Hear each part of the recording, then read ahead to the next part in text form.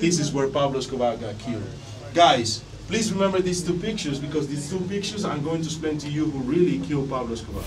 Yo guys, welcome in a new video here on my channel Floris Abroad, and today we're gonna do the Pablo Escobar tour and we're gonna go to the Commune 13 neighborhood. I'm super excited. This is one of the reasons why I wanted to go to Medellín. And we're gonna meet with a guy who's a local and knows everything about Pablo Escobar and the whole life he lived here. And I'm really excited to hear from an experienced guide about this story and about his life and about everything. Because you hear a lot of stories on the internet and on Netflix TV shows, but not everything is 100% true. Nice to meet you, Floris. Hello. Hi. So, guys, welcome to this Pablo Escobar tour. In this tour, we're going to visit three important places in the history of Pablo Escobar. The first place is this one, El Monaco. Guys, El Monaco was a building where Pablo Escobar lived with his mother, his own family, and his sicarios. Sicarios means hitmen or assassins, okay? Then we're going to visit El Barrio de Pablo Escobar, the neighborhood of Pablo Escobar. It's like a neighborhood that he donated for some people in the city of Medellín, and that's the reason that people say he's the best thing that happened to us. And the last place that we're going to visit is Los Olivos. Los Olivos is actually where Pablo Escobar got killed. So in this history, we're going to see like the good side, the dark side, and where everything ended. Over here we had the records and files of the attacks that Pablo Escobar did. His method was three ways. The first method was sicarios. Sicarios is two guys on a bike, one rides, the other one is in the back, shoot, speed up, got away, sicariato. Or in English, hit and run. The second method was kidnap. Kidnap very important people, like important lawyers, ministers, candidates, always to try to get his purpose done. And the third method was the deadly one, bombing. He killed so much innocent people with bombs, especially car bombs. In that one, a car bomb was the first attack of Pablo Escobar. Bomba, bomba, bomba, bomba, bomba, bomba, bomba, bomba. Look how many bombs. That's why we say this guy is no hero for us. We're now standing in front of the Pablo Escobar monument, and some people would say he's a hero, but look at all these texts.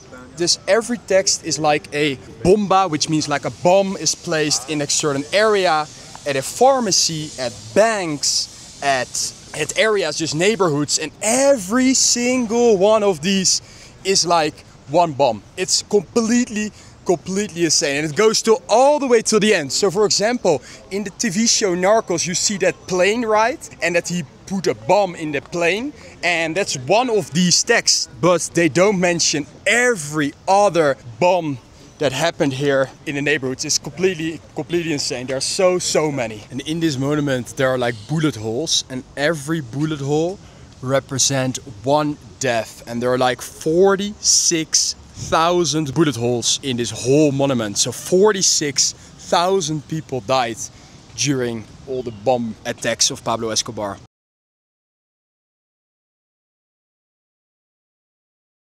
So guys, welcome to Comuna 9, Buenos Aires. This place is called La Milagrosa, the miracle one. And this is the Barrio de Pablo Escobar, the neighborhood of Pablo Escobar. He was not born over here. He didn't live over here. He was not raised over here. He donated for some people in the city of Medellín. So guys, listen. This is a little museum that this neighborhood did for Pablo Escobar. Okay? So you can understand more about the history of this man. So the place that we are right now is the Pablo Escobar neighborhood. So if a guy that looks like Bill Gates come to you and donate 500 houses, who's not gonna love him? But you know when he did it? 1984. What happened in 1984? He started bombing, or he was running for office. Obviously, he wanted to become a congressman. So why he never changed the way of living of these people from this to this before? Why 1984? What he needed in 1984? Votes. Votes, popularity, fame, and that's what he did. He was doing a political campaigns, he donated a football field, and he made the kickoff.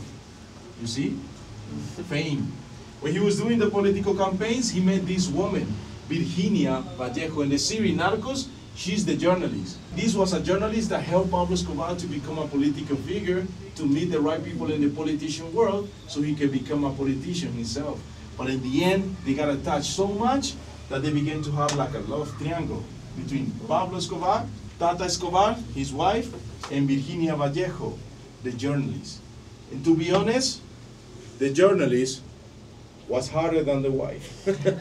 She was hard. Sorry, that. But that also proved that women always go with the bad guys. Oh, you're not laughing anymore? Let's keep it. Where is this picture taken? White House. Ah, the White House. So you're gonna tell me the most secure country in the world is not gonna check your passport and say, oh, welcome to the United States, Mr. Pablo Emilio Escobar. This is the proof that the US knew about Pablo. Why? This guy was a narco. This guy was wanted. This guy spoke no word of English, and he had a visa. Come on, guys. More obvious cannot be, to be honest.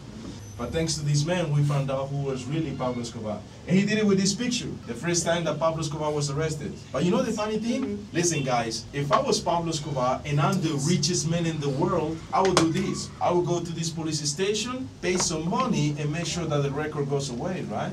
But you know what? Pablo Escobar proved that he was very cocky, very arrogant. Why? Because he went to the same police station where he was arrested, and instead of destroy the file, you know what he did? He changed the picture because he didn't like it. So he took the famous mugshot.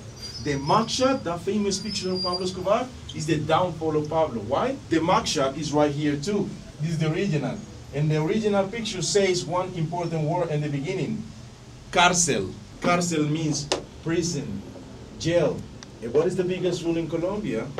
If you want to become a politician, you can never be arrested before. With that picture, the famous mugshot, Rodrigo Lara Bonilla and the government of Colombia exposed Pablo to the public. So Pablo Escobar is dead because his own mistakes.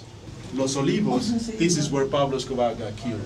Guys, please remember these two pictures, because these two pictures I'm going to explain to you who really killed Pablo Escobar. But he was like, it's not done. Yeah. So you are willing to pay Paying for the grant. So this is the area where he donated a lot of houses, especially like up there, so like around 500 houses. So the opinion about him is very, very divided here in this neighborhood, as you can imagine. Some people are really happy about him because, well, they donated him houses to the neighborhood. But other people, of course, are not happy about him because of all the people he killed and all the struggles he created. Now the question is, who killed Pablo Escobar? So the ones that came here on the 2nd of December 1993, finished with the history of Pablo Escobar, was none other than Los Pepes. Los Pepes, that group that got together to kill Pablo Escobar, they got their chance in the end. So, the 2nd of December 1993, they came here, stood on the other side of this house, and stood on this side too. And when they saw Pablo Escobar, 1, 2, and 3, they right bullets to kill Pablo. Because the deal was like this: government of Colombia, US, take the credit, we take the business. The pictures show you the truth. The first picture, the guy with the red jersey, amazing, well dressed, and two things: no fess, no sweat. An American that doesn't sweat in Colombia, what, you Iron Man? And the other guy, our guy, Peña, that is carrying Pablo La Casapari, the same thing, no fess, no sweat. When you see Morphy's picture, there's two guys sweating a lot, with fess and big weapon. How come? They have to play that room, and they're going to face a dangerous man. So, how come the other two didn't have that? It's because they came, because the deal was like this: government of Colombia, US, take the credit, we take the business. Listen, some people ask me why there is no museum or Airbnb in the name of Pablo Escobar over there. It's because, guys, he was not a hero enough for us to make a museum or an Airbnb in his name. What is it now then, this place? It's a house, and it's a place that you can buy some barbecue barrels. Oh. So you see, and look at the barrio. Yeah. You see, it's a normal neighborhood, guys. We just move on. So this is the house where Pablo Escobar, you also heard it just the guide explaining it, where he got killed, and now about the whole story. And the stories are divided, like how he got killed. But it's not a museum now, it's just a regular, what was it, like something with like barbecue stuff selling in the neighborhood. And yeah, the Colombian people kind of want to forget about this, that it happened, or at least like move on. But really impressive. And we're now going to go have some lunch and go to Comuna 13. This place is very important for the city of Medellín, because in the past, this place was a war zone. Now, it's It's a touristic place for everybody. So this whole neighborhood is Comuna 13, so it's like a super big neighborhood. Gonna explore it more after. And he told me it's very similar to like the favelas in Brazil. Of course, favelas in Brazil are now still dangerous, and these are now a touristic place. It used to be super dangerous, but not anymore. So even a nicer view up here. Look at that. This is like a tribute to a kid who died and then made a slide to honor him. And these guys are gonna slide. Yeah, go slide. I want to see that. I'm not responsible, but I want to see it.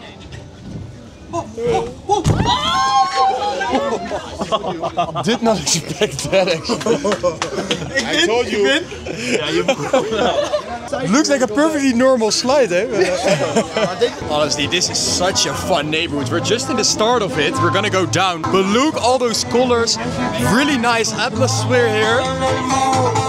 Just really fun, colorful, and they've got like escalators within a neighborhood. It's the only place they've got that, you know, like it's not even that high. It's like, what is it, 20 meters up? But there are literally escalators in a neighborhood. How random is that?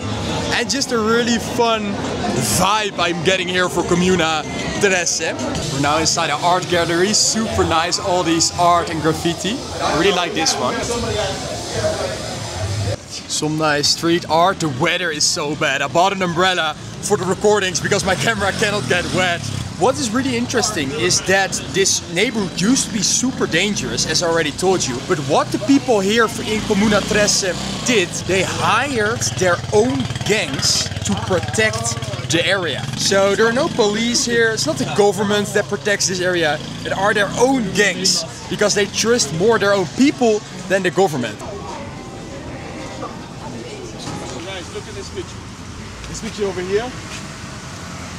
You saw the black kid in the middle? You see the black kid in the middle?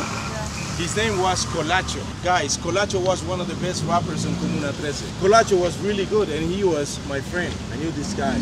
But rapping was considered free speech. And free speech in a war is not allowed.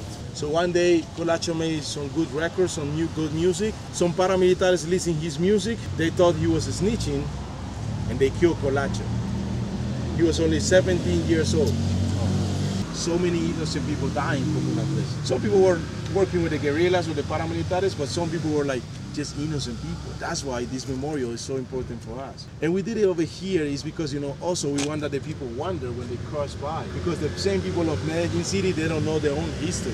Also, you see some recent pictures over here, recent pictures. Guys, it's because we want that the people appreciate the place, the blank spaces, put their pictures over here, and the people wonder when they come in here. Because, you know, we don't want that the people just forget this.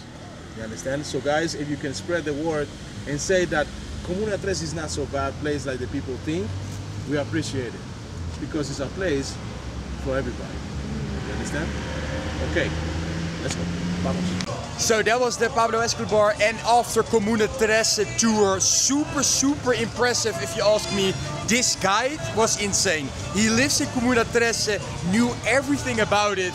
Super funny guy as well. I'm sure you saw it in the video. And I highly recommend this guide for your tour. One of the two tours, both tours. I just highly recommend it. His contacts are in the description. So if you're here in Medellín and you want a tour, make sure to do it with this guide because I'm 100% sure this is the best guide there is. I hope you enjoyed this video. For me, really special to see it this way. And yeah, really educational as well and informative. I loved it. I'm really curious what you guys thought of it. Let me know in the comments. And I see you all in the next video.